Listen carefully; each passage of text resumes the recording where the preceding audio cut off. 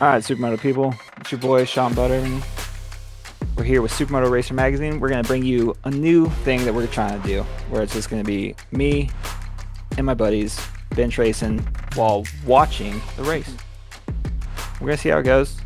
Work with us. It could be a little funny sometimes. Could be bad, could be good. We're hoping it's going to work out great. And we got our regular co-host, Simpy Sam. Heyo. The boy behind the boards, doing all, I don't know if it's coding, we don't know, he's a wizard. His name's Johnny Bang, he's the man behind the scenes. Yo, yo, yo. And we brought on none other than Illinois' one of our favorite dudes in the pits, Charlie Buffum. Hey, hey. And we're just a bunch of retard supermoto racers. And Hear me? we're gonna look at some racing. Well, I'm on my phone, so we'll see. Perfect. All right, boys, you gonna get into Moto 1 250s? Let's get it. Nice.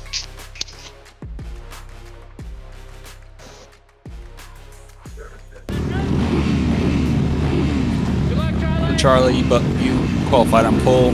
Ryan got Christian beat out for that game. With a horrible start.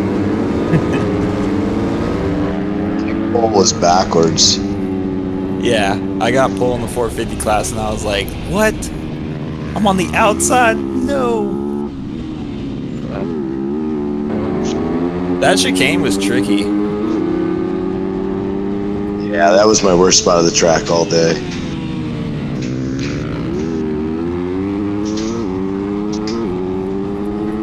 GoPro does no justice on how steep this hill is on this.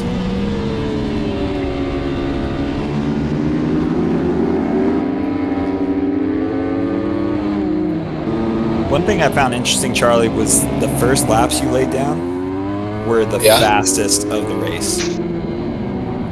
Was that something that you intentionally, like, you really tried to, like, go out there and, like, just lay down a heater from gate drop? Yeah, I mean, I'm usually strong starter, but yeah, I'd rather get a little bit of breathing room and ride a little more comfortable.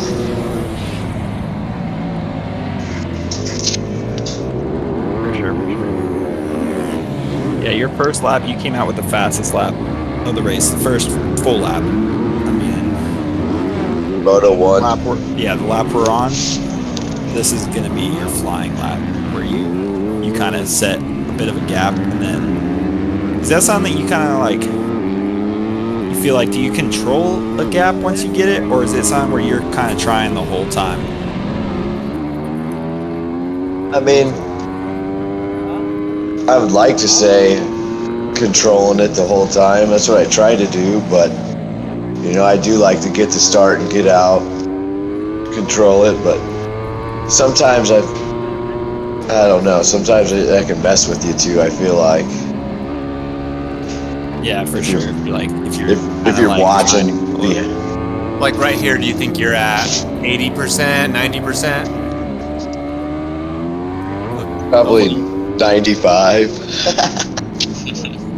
Well, definitely this lap, it was the fastest lap of the race and of all your laps. I feel like on the 250, if I don't ride 100%, then it's hard to ride in between. Like I gotta twist it, you know? Yeah. So it changes all your braking points and all your timing gets messed up. I just think you got to get get the potential out of it, you just gotta ride it as hard as you can. For sure. You guys are singing on these little guys. And the three of you is really cool to watch for me this race. Like, having raced the 250s and everything, like, and Christian's no slouch. He's a 2-time champion. You've been running the 250s now for 4 years, and you've been running double duty, which is another thing that's really impressive. Because talk about that a little bit. Like, how hard is it to jump from one bike to another in those first few laps, and for you to be able to like come out swinging when you're kind of adjusting to the last bike you would have rode was the 450? Yeah, I've been working hard to try to make both bikes as close as possible, but yeah, I usually feel like I suffer a little bit the first few laps of the 450 race trying to adjust just a little bit. Like, it doesn't really bother me in practice, but I can tell a little bit that, like you say, just finding the sweet spots, switching from bike to bike. Would you say you're more focused on the 250 class? Yeah, for sure. I feel like kind of put my knocks in and got second a couple, second a few too many times, so yeah, hopefully I can win it. move on.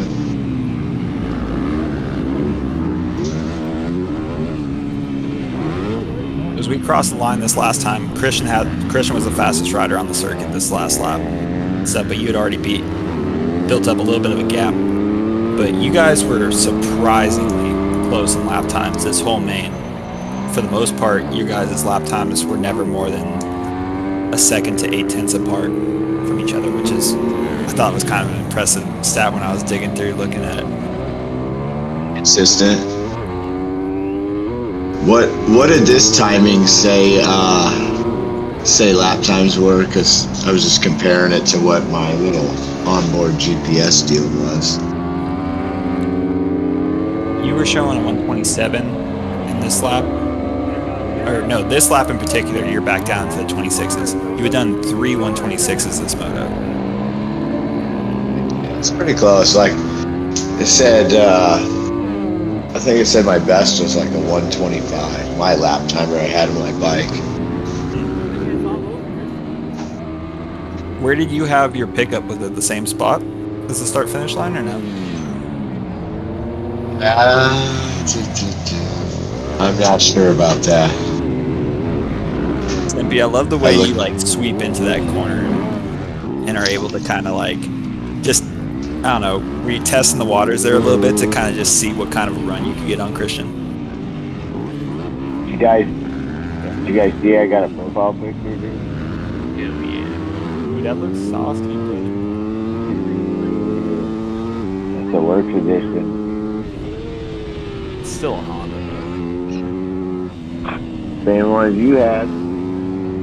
yeah, I got distracted by like the beauty of the Honda for a little bit. Man, I'm so glad I got away from that Colt, man. I'm like reformed and I'm into the KTM Colt, but I'm still bleeding blue as like Yamaha guy.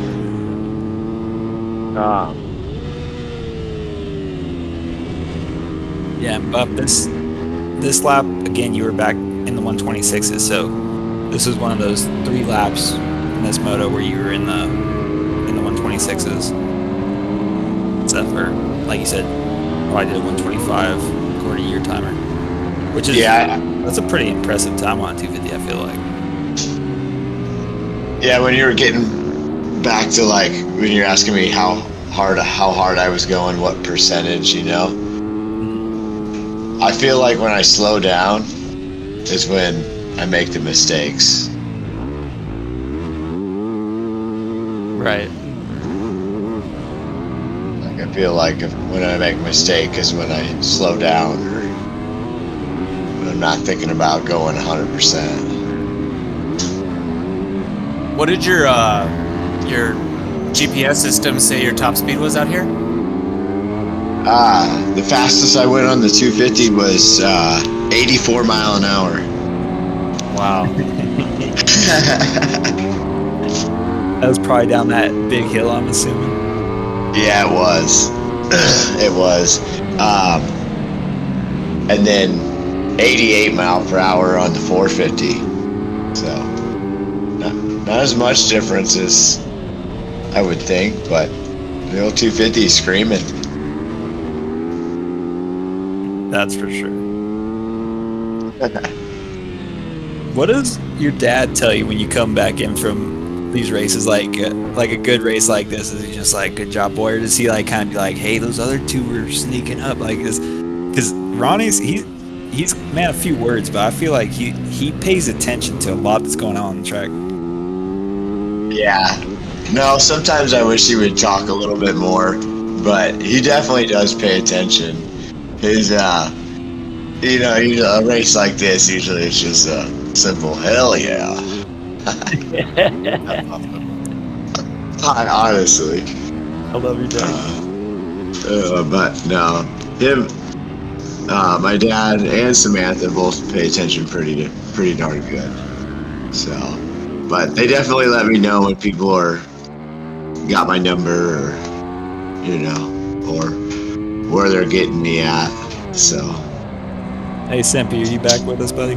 Yeah, for some reason my Discord froze up. It's just part of it today. Yeah. I can hear shifts being banged, but I can't see anything right now. I'm just kind of stuck on a screen. We're banging gears, but I can't see nothing. No one in the past, brother, because you're out front. In this moto, were you like in turn one, you had some closing speed on Christian. Was that just kind of like, were you trying to just see like where you could maybe set something up, or what was your thought process there? I was definitely pretty conscious and aware that that's where I was making up time, and I definitely knew that I was losing a lot of time coming out of the dirt. I feel like we were relatively even on the asphalt. I had a couple corners I was kind of late apexing a little bit better, so I could close a little bit of time on the asphalt, but it was mainly just going into the dirt where I could catch up. Yeah. But in this first moto, I wasn't close enough to really make anything happen without getting like super sketchy, so I just kind of tried to focus on what adjustments I could make and like where to apply them. During practice, I really worked that inside, and you guys made it too easy. I just got out front. I never really had to put that inside to work. But yeah. I was thinking the whole time, like, yeah, that's gonna be my spot. Yeah. Yeah, that inside was almost hard to do on practice day. I tried it a couple times. I was like, I didn't feel like it was something that I could make a pass in. So I felt like the risk was too high if I blew out that exit. Yeah. I actually had a faster lap than Charlie on that one. Or not Charlie, sorry, Christian. Yeah, this race you did have a better lap than Christian. And the last lap of the race, Ryan, was your fastest lap there. I'm gonna throw up another stream now for Moto. Yes, sir. Yeah. One thing I found interesting was you guys' fastest laps. And Charlie, you came out swinging the first full lap you guys did, because the start you skipped the dirt section on the start. So like the next lap, when you get the dirt section and the first full lap you did, that was your fastest. And then Christian did his fastest lap on the penultimate lap, going on to the final, and that's where Simpy laid down his fastest lap. And at that point, you had kind of like created about a 2-second gap, Charlie, and it seemed like that last lap you just didn't take any chances and came in. And the last lap was like your slowest lap of the race, so it was like you were able to kind of put it on cruise control now. Yeah, for sure. I just didn't want to do anything stupid in the dirt and just cruise your on home. Absolutely. Another big point, I think, is the three of you guys were both running double duty, but Payne did sit out the first 450 moto because he was trying to, I think he was looking at taking the 250 class the most serious. What does it feel like for you guys, like only having one moto in between to get ready for another class, another bike? definitely noticed it more going into Open Pro, just because I didn't have any practice time on the 450. So, dude, I hopped on that thing. Whose fault was that, Ryan? Well, I'm more concerned about the 250, so it's like every time I wanted to go out, it seemed smarter to do the 250 and get more used to that one. But Okay, fair. I had more time on my 450 because I was screaming my 250, and I was like, I better save this thing for a race day. Is everyone on screen? yeah, Yes, sir. I can see it. You I don't know. Just for me, the 250, sometimes it doesn't feel like it's faster, but I'll run like sometimes. I think I ran a faster lap time on my 250, but I think it's just it doesn't seem like it, but it's just a little easier to ride. It just does what you want it to do. Yeah. Some days I miss the 250s. They are so much fun to ride.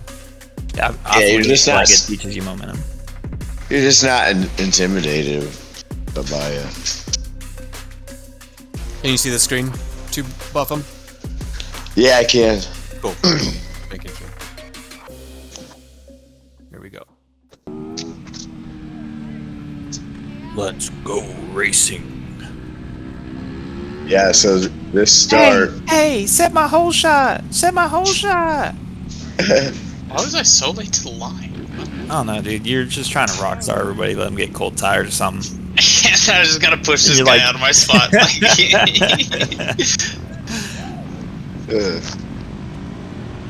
Shout out to the Colorado Supermoto guys with your Colorado Supermoto tech sticker on your bar pad there. Another garbage start for Simp and Sam. Apparently edged Christian out on the start. I can't even see it, but Dude, this is kind of ballsy. You came like it looked like Christian had it. And you came across the front of him. You held on a little bit longer going into turn one there, bud. Yeah, we were just right next to each other. I was just like, we just waiting for one of us to let off.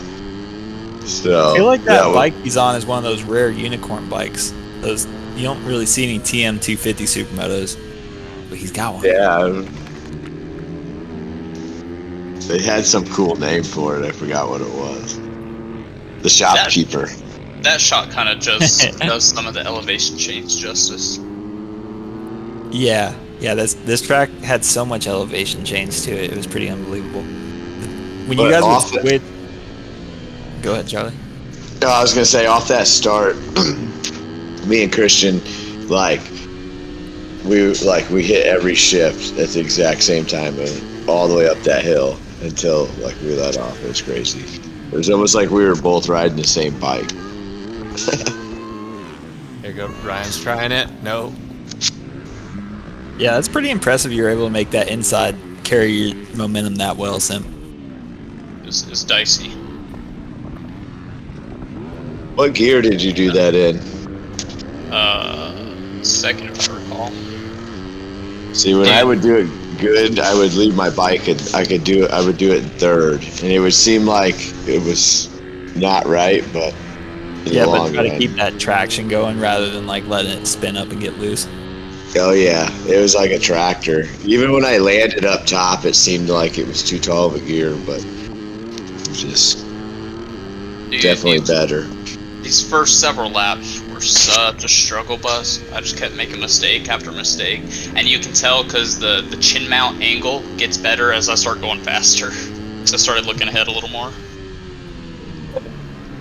Yeah, Simpy, I don't mean to blow you out, but your first 4 laps in this moto are the slowest of you podium boys.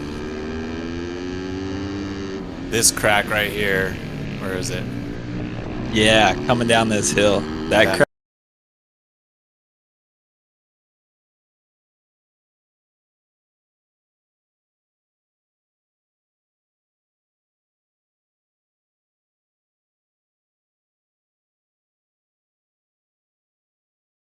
Crack could get you. Right there where right there where Ryan's hitting him. That.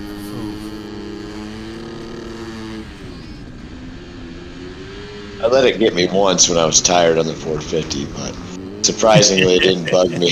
Surprisingly, it didn't bug me as much as what I thought. I wish they would have made going that to. like a triple or like a quad. So you could double or do a few different options of that Yeah. step up.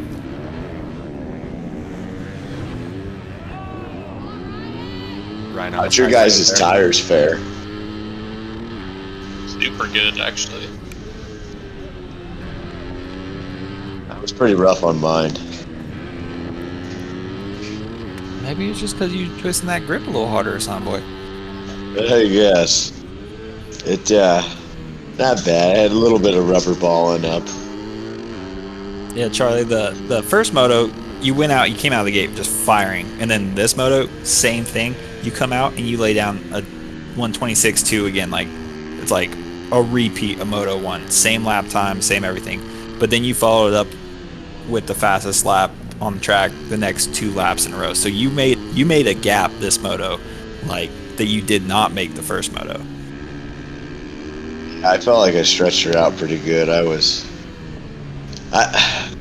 really wanted that start because I was a little concerned about where to pass on the pavement, to be honest with you, and I was kind of keeping that inside line in my back pocket. I felt like I could do it really clean in practice, but I don't think the line was as good on race day.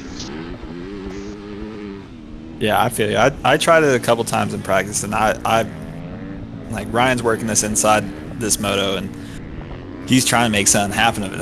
Every time he comes off that corner, I'm surprised at how well he does it. Cause man, I tell you, I was not able to do it. Dude, at this point in the moto, I'm just like so mad at myself because I let this gap get so big between me and Christian. I was just like, I'm really gonna pull off Moto 1 again, aren't I? Yeah, in the Just first not moto, be able you to get guys are pretty packed up. Like the biggest gap Charlie got was like just about 3 seconds in the first moto, and then he kind of relaxed at the end. You guys got a little bit closer.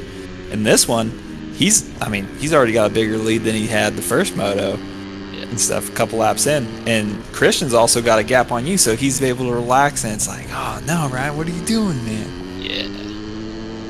I'm pretty sure it was the first moto on that last lap. I think it wasn't towards like the end, and I noticed there was, I would be kind of going down the downhill, and I could see Christian coming up the uphill. But then towards the end of the race, I was like, hey, there's 2 bikes there.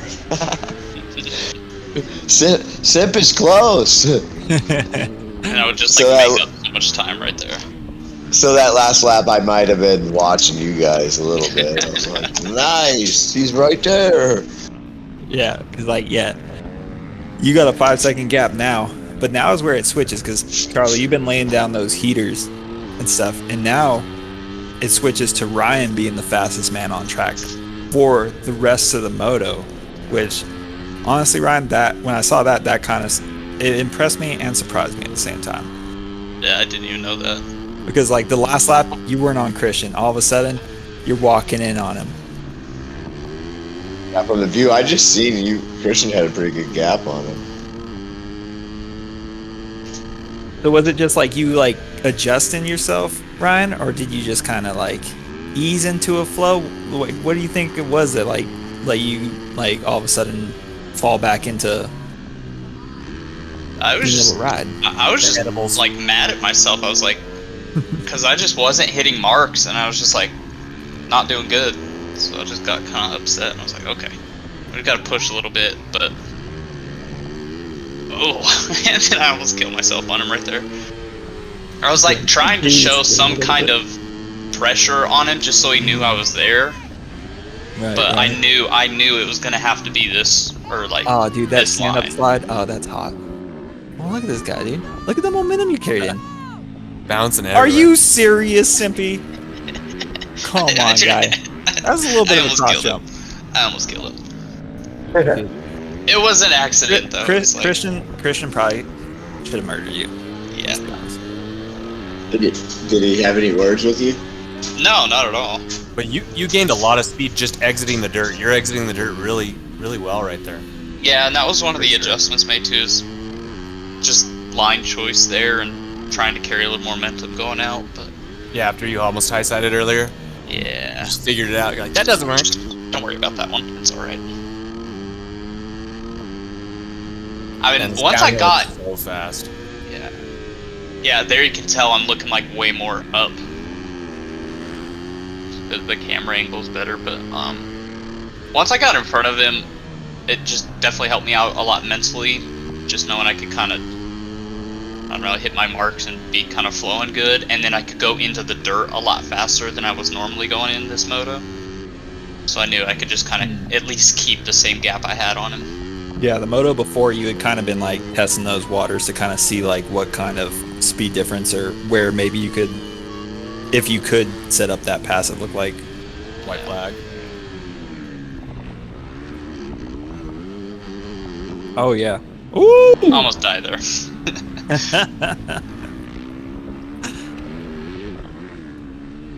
That stuff is so loose.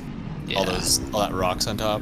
That part scared me so much, just coming over that little like speed check downhill jump thing. Dude, I almost tucked my front on that in I think it was qualifying or something. Just had a little too much front brake and like front end slid off the face of it, but I kind of caught it in the air, so it was just a little scary.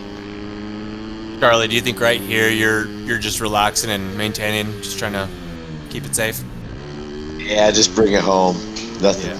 Don't do nothing stupid. Yeah, you can see Christian's back with you. Like last lap was his slowest lap of his race,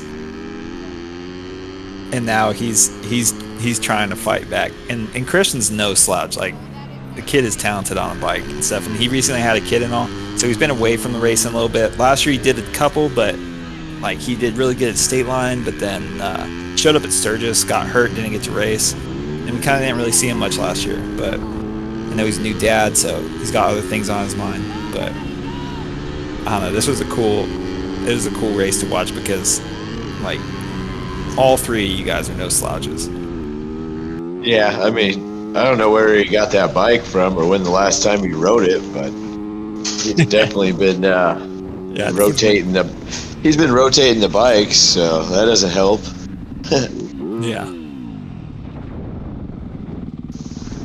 But I did think that was interesting. I don't think I've ever really seen a 250 TM Supermoto. That's a pretty unique bike. Pretty cool. I'm just high on life at this point. Yeah, this is your first ever podium. You've been 4th place. For like 2 years. Yeah, I don't know how many 4th places you got, but it's always 4th place. And so for you to get your first podium and also to beat like a 2-time champ like Christian, that's pretty rad, dude. I'm super stoked on it. Like even Ronnie's stoked for you. He's walking over to you. Like, yeah, bud. He was talking about it. What's that? Hold on one second. And then Johnny, did you just spill gas on your What balls? do you need? Yeah, I said, why am I so retarded? And he says, what do you need help with? Oh yeah, buddy. Give him Now look at the gas on Be there. smooth and slow, dude. Be smooth and slow, dude. Good advice. Good advice. And I was indeed smooth and slow. Ay, ay, ay. Yeah. You have any sponsors you want to shout out? Charlie? Yo. You have any sponsors? Yeah. Yeah, man. My motor builder, BWR, Brian White Racing. For sure, he's definitely built me a screamer, a bike that makes things a little easier. Race Tech suspension. That Mr. Butterman himself for giving me some trick clamps on my bike. You're welcome. You're welcome. I think he's the only one that actually gives me free stuff. Hey, man, I'm supposed to know that. Shh. The secret. No, my wife, my dad. So yeah, and then Oh, are getting you still some. doing your What's that now? Are you still doing your race schools? Yeah, I'd like to do one this year. See what maybe in the Wisconsin round. It's kind of home race for me. The one up in Shauna, the SMEC round, or the AMA Wisconsin round, since they both have a Wisconsin round this year? Hopefully both. Definitely plan on doing both. But and then shout out to Behringer Brakes giving me some help. Yeah. Stepping up and getting my 250 set up. So yeah, excited about that. Oh, that'll be nice. Yeah, that's another thing. When I've done both classes in the past and having two different brake manufacturers on a bike, man, I missed having a Behringer when I rode the bike that didn't have a Behringer years ago, and I would swap back and forth. I'd be like, oh my god, what is it? Yeah. So like, That's been the biggest difference between my two bikes, feel wise, has been my brake setup being different between the two. So yeah, that'd be cool to get that dialed up, feeling the same. Obviously better. dude, how do you remain so competitive and stuff so long? Like, I feel like the older I get, like I feel like I get better on a bike technically, but then my competitiveness is like dropping as the years go by. Like I have less and less like that edge that I want to be number one, you know? But like I feel like you're one of those dudes that like you still want it. Like, have you always just been like a competitive dude or what? Yeah, I mean, I contribute a lot of that towards just like a late start in riding because, you know, like my mom and my stepdad were really too hip on it, you know, and I think my dad kind of thought I was going to play football, so I really didn't start racing until I had like my own ride, you know, and I could take myself there, so to do it. So I didn't start really racing serious until like I was like 18, you know, 19, out of high school. Got working at the local Harley shop, getting some funds going. So I guess kind of a late start, and I didn't get totally burnt out doing it as a little kid. I guess that kind of helps a lot. For sure. Yeah, that's like I don't know, like it's just cool to see like such, I don't know how like the right word to explain it. Like, I want to say tenacity, but like you're such a good dude on and off the track. I feel like because like when I've raced you, you've always been super clean. You kind of like match whatever someone gives you, and that's kind of how I like to race too. Like, if you want to race close and tight with bumps, like I'm cool with it, but I'm gonna race the same way. And I feel like you kind of do that same stuff where you like, but you're always respectful with stuff, and that's why I like to support you in whatever we do. Appreciate it, man. Well, yeah, sometimes it's hard to live by, but good saying is treat others how you want to be treated. So, or you know, give what you get, you know. But Another thing, for sure. You've been into Supermoto longer than most people would think. Like, you started coming around like the AMA stuff, and me and you started racing each other in like 2019. So like we've been going at it for 4 years now, or 4 or 5 years, whatever it's been. COVID's got me all messed up. Seems like time's just blown by. It seems like yesterday we met. But you actually were into Supermoto for a ways before that. Like, you didn't get to really pursue it, but like, how long have you been around? Like, or when was the first time you got on a Supermoto bike? Well, it all started probably like seeing Jerry McGrath ride some Supermoto, like probably 05, 06. That kind of got me. That was 03. And he did like 03, okay. Later, but yeah, okay. So, all right. So after that, I got an XR 100 that was kind of flat trackish, and there was a church right down the road from my dad's house, and I would take it there and like ride in the church and think I was cool. But then a local go-kart track started a little series, so then I kind of got into that. I would say the first time I did that was probably '06 on the XR100, and that was kind of my start. Okay. What kind of got me into it. So we did that till 2009. And by that time, I was riding a 450 in like the expert class at the local series. And then at the time, the go-kart people ran us out. So Damn, go-karters, man. I know. So yeah, from 2009 to 2019 was just motocross and a little bit of dirt track, but motocross and arena cross. So always been a fan of it, and I would always say, I'm going to do that. I'm going to get back into that. I'm going to get back into that. And then I just did it. Took longer than it should have, but Yeah. Yeah, you feel like come like full like rags to riches kind of like with your bikes and stuff. Because I remember when you first showed up, and I think you were on golden tires from like back in that like '09 era. And I'm like, where the hell did you get those? And then like you got like a quad master cylinder for your brake and like a stock brake on a big rotor, and just like the most basic supermoto setup you can get, you know, like some warp nines, no clamps, no good brakes, just moto suspension. Do you even you didn't even have a slipper clutch, right? Yeah.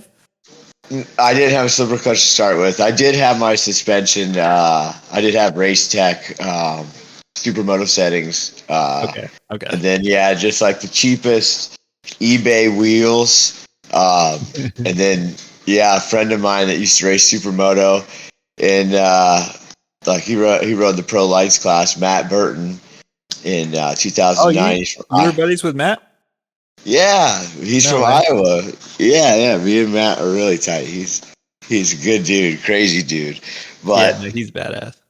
Yeah, so he had a stack of Maxxis or the golden tires. Yeah, no, it probably was Maxxis. That's what it was. Because like, yeah, he was always sponsored. He was supported. Yeah, he was supported by Maxxis. So anyway, I told him I was getting back into Supermoto. So he knows somebody that lives in my town. So he sent him home with a bunch of tires, like I don't know, 3 fronts, 3 rears. And, you know, I thought I was balling, dude.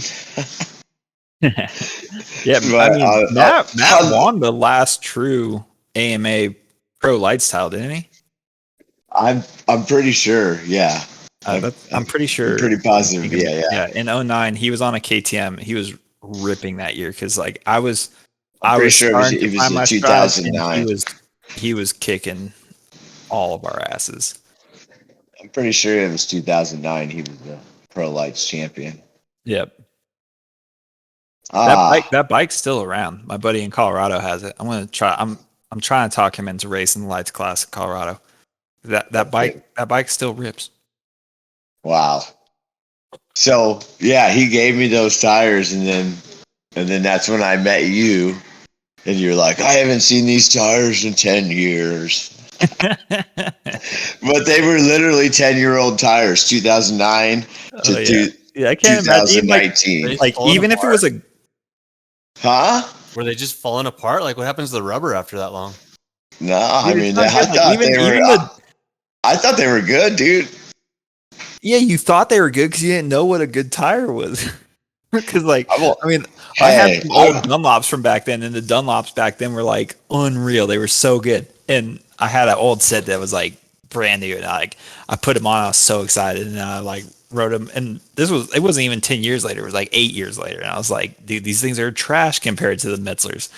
Hey, I won the Vet 30 class at State Line on them bad boys. Well, good for you, brother.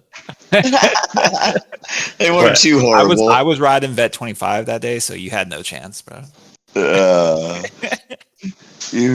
know, but I get more of a kick out of how amazed you were that I had those tires. I just remember seeing this dude and being like, I haven't seen him around. And then like you got sick style in the dirt and you just shredded in the dirt. And I was like, all right, who is he? Oh, it was great. Yeah, that was a really fun race. For sure. That was a good year. Yeah, I always love, like, like that, going back to like that tenacity, because that's kind of what I think of. I don't know if it's the right word for you, but like you persevere so through like issues, whether it was your van breaking down going to races or the toter or whatever it is, like you're showing up like late because of problems, and you're like just a freaking hard worker during the week, and you're taking minimum time off to go racing, but you're always showing up, you're always putting in the effort, and like you always get 100% from you. And I like that's that like spirit that I love out of people, dude. Yeah, I mean, I can't really explain why I do it. I mean, it's because motorcycles. You know what I'm saying? It's hard to explain, but For sure. I don't know what else. Yeah, I don't know what. Another thing is that what kind of keeps me going is I tried to get out of it, you know, at one point in time, like 10 years ago, and then I just got in a lot of trouble. And I was just like, dude, it's just better to just keep being crazy on a motorcycle, you know? So, and then, I don't know, for whatever reasons, I just, for some reason, feel like I should have some of those accomplishments. So I guess I just keep going until you get it. Yeah. Just But chasing those little carrots. yeah. I mean, yeah, the there's always something to work on. That's what I said this last round. So it almost didn't feel right because I didn't have to work on anything on the side of the road. I know you showed up early.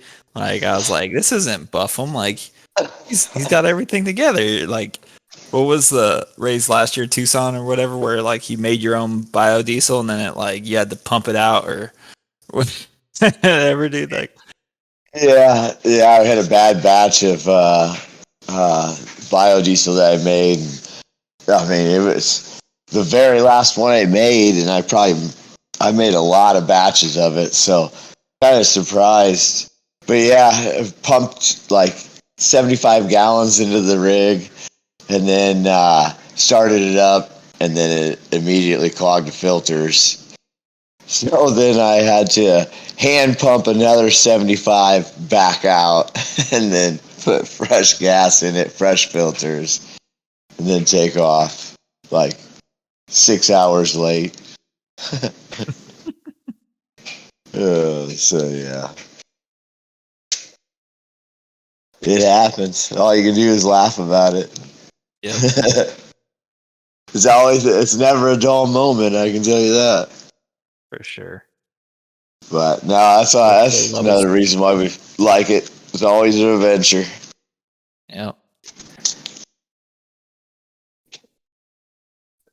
Well, Stimpy, you got anything to say about your podiums? No, Or I'm you're- just stoked to be a part of it. High on life, living the Any dream. noises you want to make? Heck yeah. I'm not touching any of the sound effects because every time I try to do a sound effect, it's going to kick me off. I said, I'm not touching nothing. But Simping all right. Simp. Well, Nah, I feel like I gotta give a shout out to Toxic Moto though for always giving sick trackside support and taking care of the homies. absolutely. Yeah, he's always helping. Yeah, they're Jeff's always a good big dude. supporter of the races. And just Yeah, a I cool don't know. dude. Yeah, I don't know what we'd do without him as far as tire changes and tires being there and parts. So yeah, that's huge. Yeah, Jeff's another journeyman of the sport. Like he's been around for a long time. Like I remember he'd have like no money, show up, be sleeping in his truck, like single cab little Toyota, be sleeping across his bench seat and stuff, being like, "Hey Butters, can I go take a shower in your room?"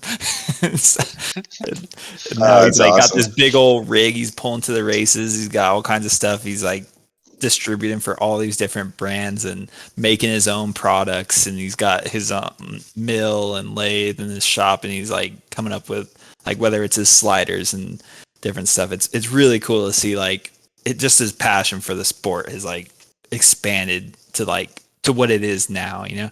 And for the most part, he's done a lot of that on his own. And now he's got more help and more people around him, but he's still like he is Toxic Moto, you know. Yeah, and he's like the only Supermoto specific, you know, shop, website, online store from the US. sure. Right? Yeah. Yeah, I got He's him right on my definitely- screen right now. Like you can just Definitely type in your bike, knowledgeable. scroll through, find all the best stuff, like whether it's Behringer's. He might try to sell you some Moto Master stuff, which is like that's a little sus. Like you probably ought to go with Behringer, like Charlie. But Yeah. But I mean, but what another thing people should take out of that is, I mean, you don't have to have the best stuff to come out and try and come out to race. You know what I'm saying? Look how far I made it on some of the junk that I rode on. So yeah, no, for sure. Like that's I like think that's a good example, though. Like for like dirt trackers or more motocrossers, more people to try. I mean, you know. All you need is 17s and a brake, yeah, or brake relocator. yeah. I mean that's how we got. That's how pretty much all of us got our start in it. And I hear a lot of people be like, "Oh, it looks fun," but like I don't know. I'd like to go practice and ride it. And I'm always just like, no, just come race and stuff. And people are like, I always- but like I I, always hear do the feel same like it's thing. the best Much to go money. race. I always hear the too much money, but you don't have to buy it all at once. I mean, it might Yeah. take a bit, but it took me a bit to have all the stuff I got. You know, it's just, you know, do a little bit here and then find your next weakness of the bike and then Yep. work towards that. So Yeah, and for the most part, most of the OEMs have stayed fairly the same on their wheels, and and even if they change like axle diameters, a lot of times like aftermarket companies will have different bushings you can put into like, I mean, like whether it was a Yamaha or a KTM that I've ridden Supermotos on, like KTM hasn't changed their stuff in like forever until I think this year they changed the rear axle size, but there's like, so pretty much my wheels from like '09 fit a modern bike, and like a lot of stuff's crossed over, so it's like that initial like buy got me to where I have like a setup for like years and years and years. But then I don't know, Supermoto is just, it's such a cool vibe on race day. It's fun to go practice Supermoto, but like to have a dirt section that gets watered the day of and a prep job, and then all of us run it, we all kind of like whether it turns out dry and kind of loose and skaty like round one that we just watched did, or if it packs up like Wisconsin did at that SMEC round last year, the SMEC AMA one that we did, where like we almost thought we weren't going to be able to run the rain, and then the went dirt from came in so swamp- unbelievable. swamp to the best ever. Yeah, Yeah. Supermoto is just all about learning how to adapt, I think. Yeah, and making the best, making the best out of a lot of things. Yeah, and that's one thing I always try to tell people when I'm like trying to convince them to come give Supermoto a try is like, dude, like the bikes are easy to ride.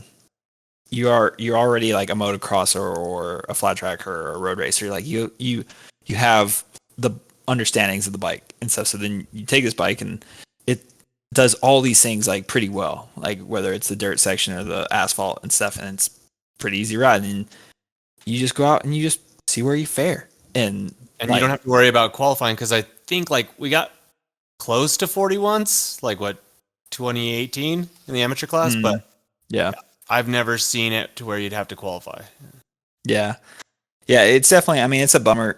I'd love to see huge grids and stuff for Supermoto, but it is a small sport. But part of that is like, makes it such a tight knit family too, that it's like, I mean, I'm sure it would be just as enjoyable if it was huge, and it'd probably be awesome for the races because then the purses would be bigger and that kind of stuff. But right now it's still just, it's rad. Like it's always been rad. No, it's super enjoyable. The riding, the atmosphere, for sure. So hopefully we can. Thanks for coming on, Buffy. Oh yeah, I enjoyed it. Hopefully we can. I can come back once I get some IT figured out here. Yeah. And huge shout out to Jay with Supermoto East Coast for like making the Supermoto Racer magazine and all that kind of stuff, or like gave us this as a platform to use this with. And for me, like growing up, reading every issue of Supermoto Racer magazine that like Scott Hoffman originally did and stuff, like I don't know, I'm stoked to like even have this be a reality. And so hopefully it's something that we can turn into cool, and it just gives everyone in the Supermoto world something to like just follow along with and partake in. I think moving forward, we're going to try to capture amateur racing too, because I'm sure we all know, even though you guys are usually in between classes and have a hard time just like being able to watch it, we all know that that class is where like stuff goes down, because those guys are loose. Carnage. No, I got a couple amateurs that I try to help out, and I definitely try to pay attention and help them out. So,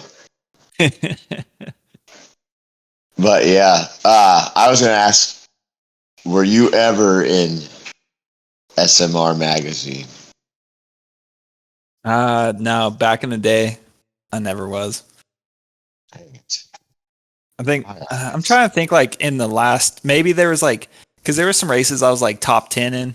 And so if he did like race recaps, or if there was a write up in the magazine, I think in the lights class, they only usually listed 5 dudes, like the top 5 and stuff. And I was like just breaking in top 10 and be like, they just like in the 450s, they'd show the top 10, but like Lights Unlimited back in the day, they'd just show the top 5.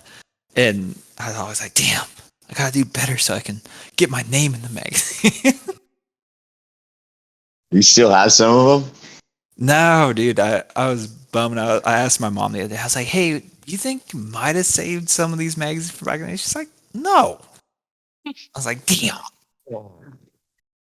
Dang. I do have one when it got resurged for the first time in 2014. Weren't you in And- that one? Yeah, I was all over that one. But What do you know the run dates? I was gonna ask you this the other night. it was like 03 to 2009, pretty much. Like into 09, he was doing more like, I don't know, it was starting to fade off, and like the economy had crashed, and like in 08 and stuff, and everything was like, all racing was starting to really feel it and stuff. And I think he was like, like advertisers were like pulling back on budgets, everything was happening, and then AMA, like that was when I think DMG, no, because DMG bought it out in 08, and we had like 2 more years of Supermoto after DMG bought it out. But then after that, like the Pro Series like went away for 2 years. Like it wasn't until 2012 that Matt Stewart and Damon, I can't remember how to say his last name, Poloni, I'm sorry for butchering it, Damon. They kind of resurrected it, and then it was like a year later that Matt had talked to AMA, and they were like kind of getting back involved. But it was never like, again, to be like a true AMA Pro Series, which in some ways I'm not bummed on, because like, dude, like the sanctioning fees that they do for AMA Pro, the promoters have to pay $20,000 for a weekend to have AMA Pro sanctioning on the name of a series. Nice. It's unbelievable. There's like different levels of like the insurance coverage and that kind of stuff, but it's overall for like the racers ourselves, like it's really no different than like the pro-am type stuff that we fall under now. Where we're at, definitely. But I mean, why do you think that Supermoto, out of all motorcycling sports, took the hardest hit after a recession? I think there was a couple things that led to it. Like in the beginning, it was kind of propped up by Red Bull, and Red Bull was putting a bunch of money into it. And then I don't know, it's all hearsay, but I've heard like the promoters at the time, and I'm not even sure who that was, were like kind of like mismanaging it in certain ways and stuff. But then when the economy crashed, Red Bull pulled out, and then they Gavin Tripp Jr., I think his dad had a hand in the original Superbikers back in the day, in the 80s stuff. And so then Jr. was coming up, and he was racing Supermoto and stuff. And then when like they needed a new promoter, he came in with XTRM, I believe. I'm pretty sure that was his doing. And they kind of like kept the series going, but it just wasn't without a big money title sponsor like Red Bull doing it. It just kind of like they weren't able to maintain the same level of races, and also they like Supermoto was originally built on like you had these big names like McGrath and Wardy stayed throughout. Obviously, Henry got hurt and paralyzed doing it, and it was dwindling the superstars that we could get to do it and stuff because like as more guys were doing it, you were getting these guys that no one knew that were like becoming specialists within the Supermoto world, and so these big guys like I don't know. Part of me thinks that maybe like they didn't want to show up and like in the beginning it was like, oh, that just sounds cool. I'm gonna go do it, and then maybe I'll do it, and it's rad. And then they were like, I don't want to go get my ass kicked by someone I don't even know and stuff. And maybe that's it. Maybe I'm totally wrong there, but I think there was like multiple things. There was mismanagement. It was loss of big title sponsor money.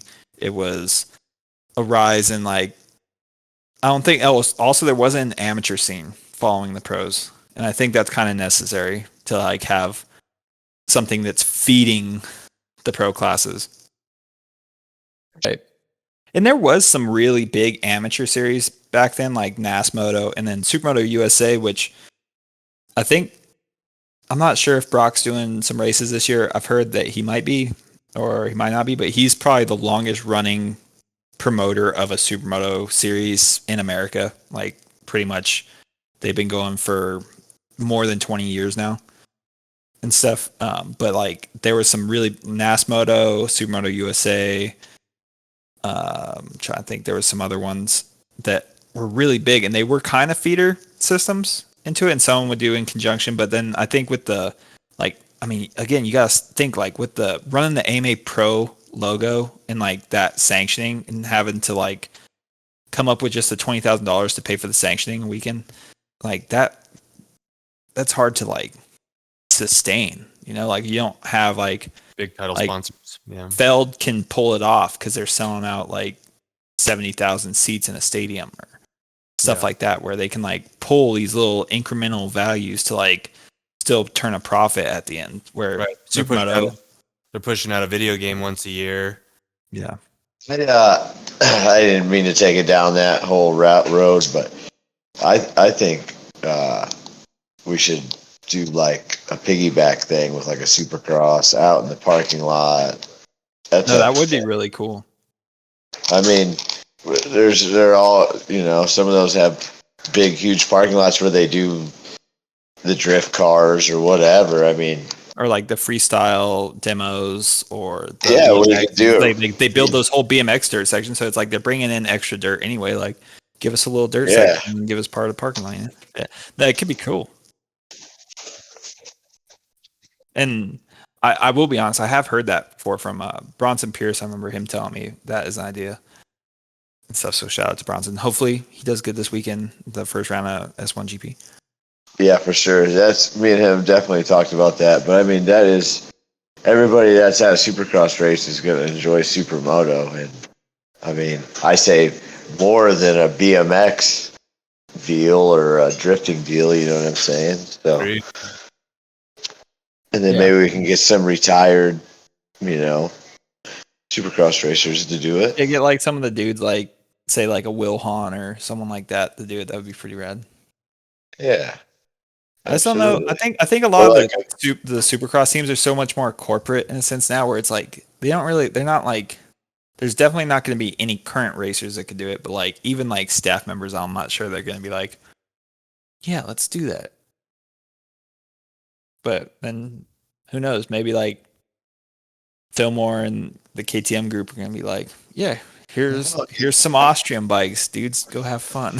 Yeah, you never know. Kenny, you know, he's kind of been a free spirit lately and riding whatever he wants. So, you know, he might do it. We had Blake Wharton do it in 2014. He came and raced Supermotos. I remember seeing that on YouTube. Yeah, I remember he was buddies with Dustin Dominguez, who was like, he was one of the top road racers at that time. He was riding for one of the big teams in like I don't know if that was right before it was Moto America or if it was AMA Road Race still, whatever it was. But I remember Dustin had told him like it was faster to ride a supermoto bike with your knee down, and like most road racers, that's their jam, and they like live and die by like the knee down thing. And I'm always like leg out, but like kind of like a in between style. Like I want a neutral style where I can like lean in, lean out, and like just be able to be there whenever the bike needs it. But like Wharton, who had never road raced, he's out there on the asphalt. He's trying to lean off, and he's not even got the correct body position, and he's just struggling on the asphalt. And we're just kind of all like, "What is this dude doing?" But dude, oh my god, when he would get in the dirt, it was unbelievable. We were in Road America, and the dirt section was loose, skatey, like big boulders and stuff. And like, I feel like I'm a pretty good like guy in the dirt. Like I feel like that's kind of my strong point on a supermoto is the dirt section. And Wharton like blasts, like I follow him in the dirt. He blasts around this corner, like just standing up, drifting. We're all like kind of sitting down through it. And he's just drifting, goes into the face of this like triple and just like Mach 10 just scrubs the shit out of it. Thing like slaps sideways off the lip because it's got slicks on it, like harder than he thought it would. And he's just like full panic rev, but like just super relaxed with his body, like tosses it back, lands, and I'm just like, this kid's unreal.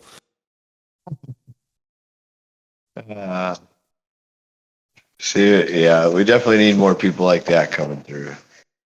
Yeah. I definitely like when you race people from all genres. Yeah, it'd be cool to get more motocrossers because, like, I feel like we get flat trackers like Morgan Michelin. Like there should always be has more balls to like come out and race supermoto and stuff.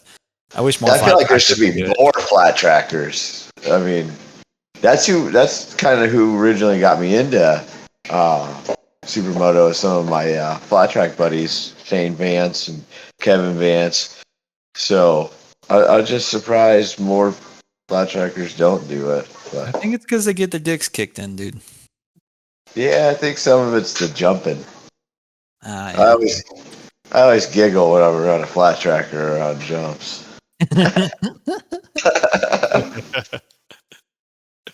That's what we pulled Simpy from. Was he was a little flat tracker out here in New Mexico, and New Mexico doesn't have a flat track scene, so it was like, I mean, he was like the flat track champion out here Of the world.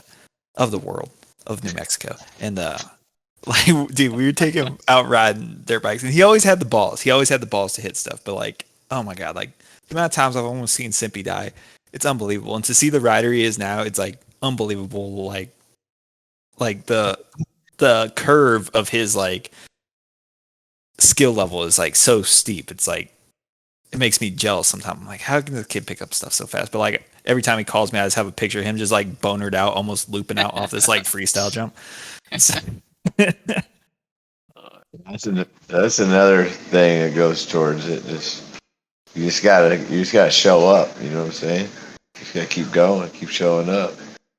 Yeah, and I mean To that's progress. another thing. Like with like, because like people want to like whether it's like you don't like the promoter or the promoter's done a bad job. Like I feel like as racers, no one is ever happy with the promoter. Like every promoter I've ever dealt with, we're always just like, man, if we had someone else, it would be better. And then you get the next guy and you're like, well, okay, that guy wasn't bad at this, or now I miss this guy, or whatever it is. And He's like, doing the same like- thing as the last guy. yeah, and promoters have a job that I don't want to fucking do, like at all. Like power to him for actually like doing the effort to give us these races to go to. So huge thanks to like Alex and to Jay for like keeping the AMA series alive, and for Jay for like just keeping so much different stuff alive and like running Smack for so long. And like, dude, but it's like every time I ride Supermoto, because I don't ride it that often, I just go to these races, have a great time, and I get on the Supermoto bike, and it's just like joy. Like, there's nothing better than ripping on slicks on a dirt bike, and like, there's nothing that lets you rape a 450 harder than Supermoto. Like, there's nothing you can do to go ride a 450 and ride as aggressive, and that's such a fun motorcycle to ride that aggressively. Because like, you get on a motocross track, you're asking for trouble. Like, you're gonna get yourself hurt.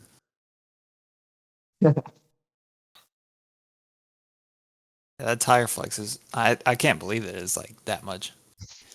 Good thing I'm running a tubeless wheel. Damn.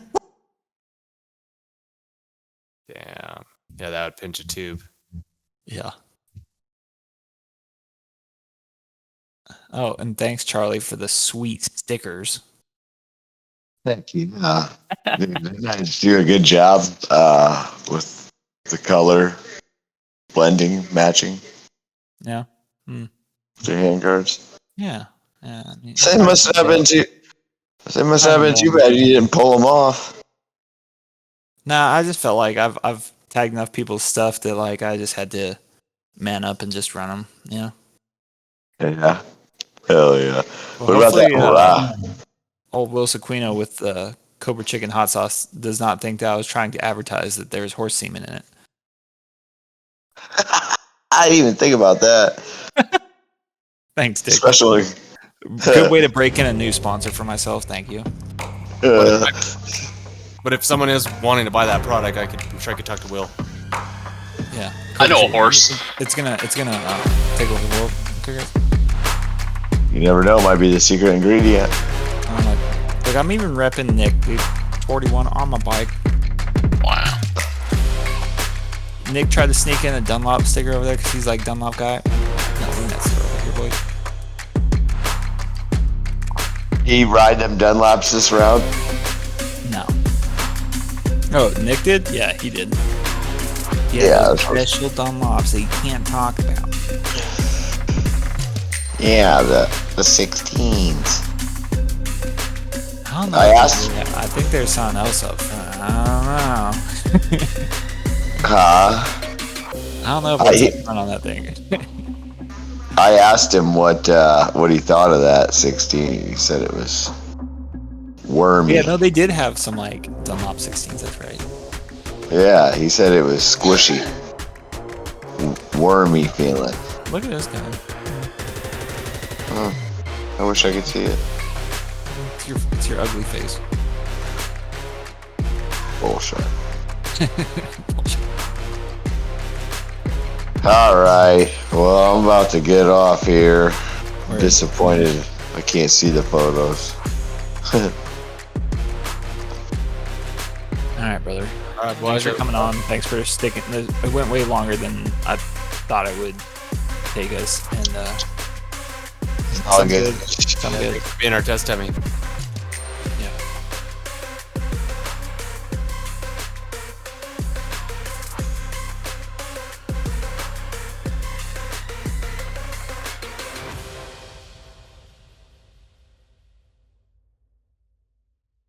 Bridgestone's reintroducing their Supermoto tires here in the United States and Canada.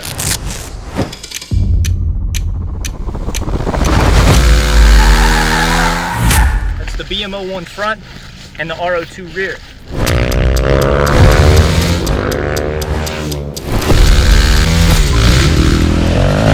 It's available in a 16.5 inch as well as a 17-inch configuration.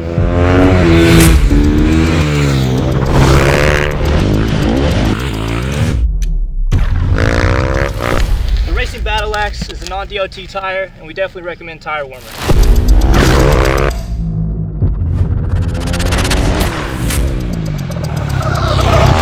Time's the only thing in life that money can't buy, but you can buy Bridgestones.